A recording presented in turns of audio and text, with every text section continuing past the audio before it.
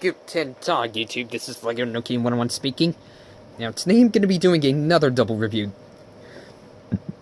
This time I'm going to be reviewing the crawz, or Cross-ZDragon, however you want to pronounce it, with the Dragon Full Ball and the Lock Full Ball, both of which are DX.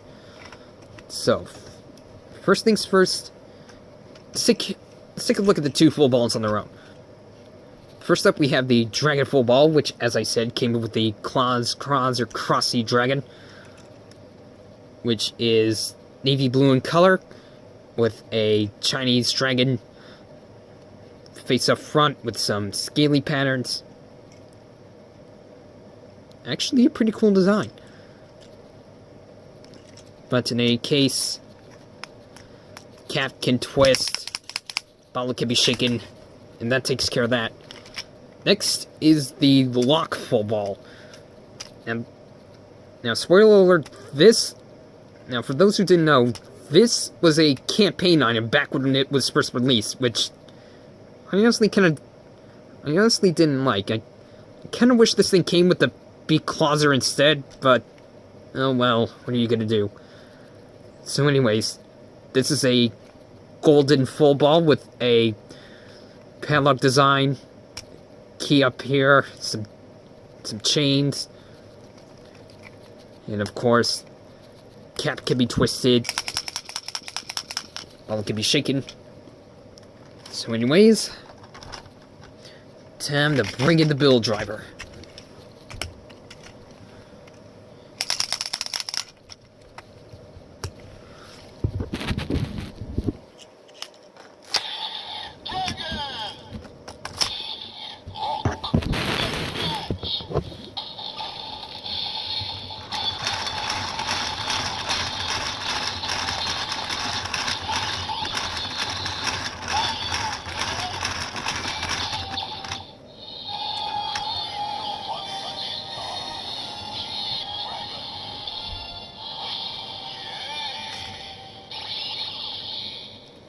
And there you have the transformation noise for Kamen Rider build KeyDragon form. Now, if you haven't watched the show, this form was pretty unstable due to the Dragon Full Ball synchronizing with Ryuga instead of Sento. And sadly, no matter what, the vortex finish noises are going to be the same. So we're just going to skip that for now. Trial forms are technically possible with this pair, so why don't we switch Dragon out with Rabbit.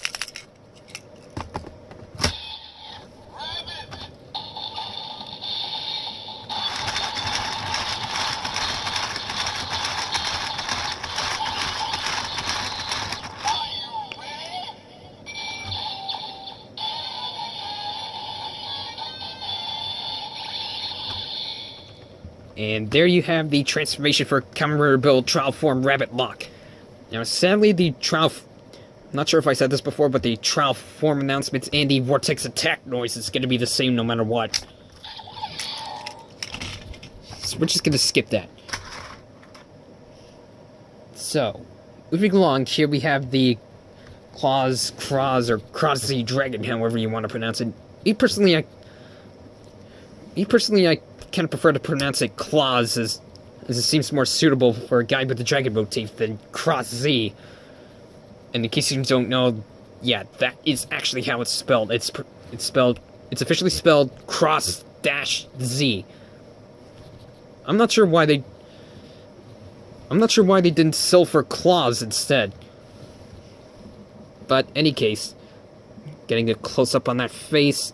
It's a little weird looking from the front, but from the side, it's pretty cool. You've got some pipes, bright green eyes, some bumpy detail on the neck that carries over to the tail.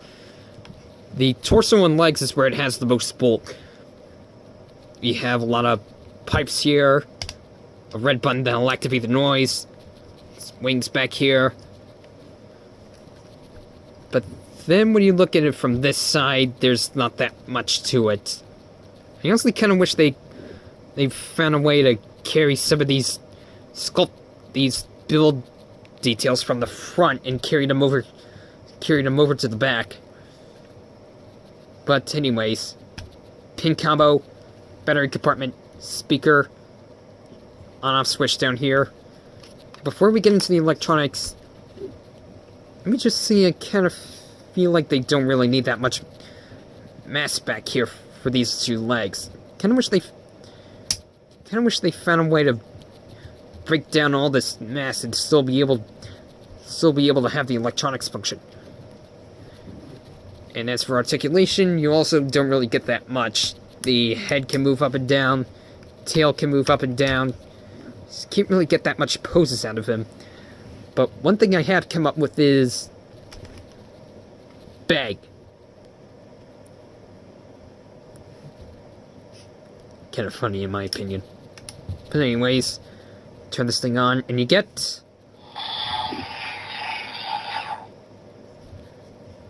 that. Now, as for the noises of this mode, pushing this button will give you two noises. Here's the first one. And then the second one. Me personally, I kind of prefer the first one a bit more. One thing and sadly this didn't happen in this show, but one thing I have imagined is like the first noise being it's basically the ClawsDragon being happy and all. And as for the second noise, he's like angry or something. So you have that. Now, plugging in a full ball, we get that and two new noises. First up is an attack.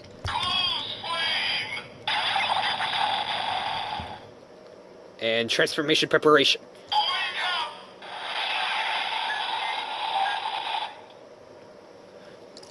Now, sadly though, the ClawsDragon doesn't really read full balls. All the ball is doing is pushing a button in here. Not sure if you can see it, but yeah, all it does is that. And just to prove a point, I'm gonna be plugging in the diamond full ball just so that yeah, just so that you know what I mean.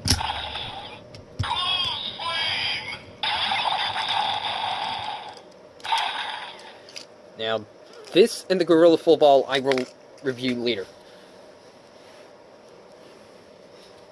But, in any case, time to bring in the build driver. Prepare for another transformation. So first, we're going to plug the full ball in. Fold up the head and the tail.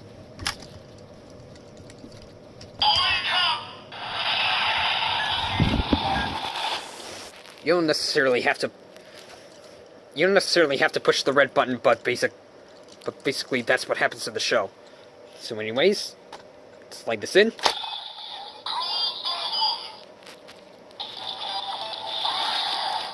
And you get a new standby noise, which is a little off. It's a little bit off tempo, possibly due to some of the electronics coming from the ClawsDragon. But anyways.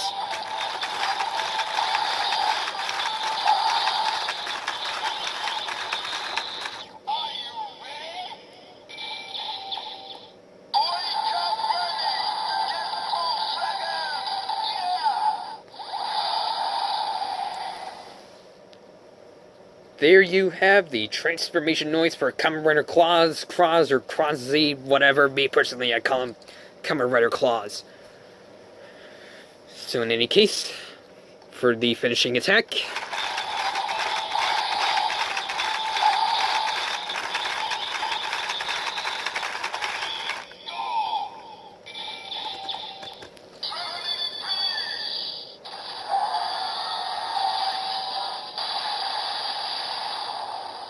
we have the dragonic finish.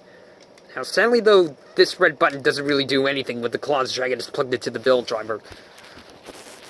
Also, me personally, I kind of wish they found a way to put a light under put a light under the inside of the ClawsDragons, because in this show, sometimes when Yuga turns the crank, the full ball lights up. But in any case, just for a quick bonus, when you don't have the full ball inside the ClawsDragon when you plug it in, this is essentially what happens.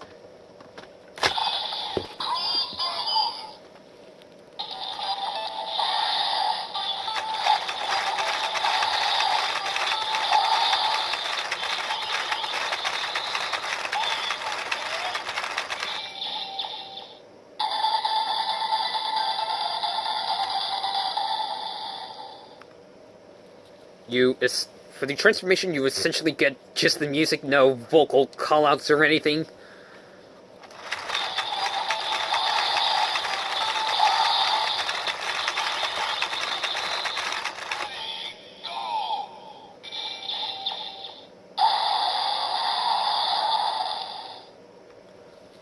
And for the finishing attack, you just get a dragon's roar.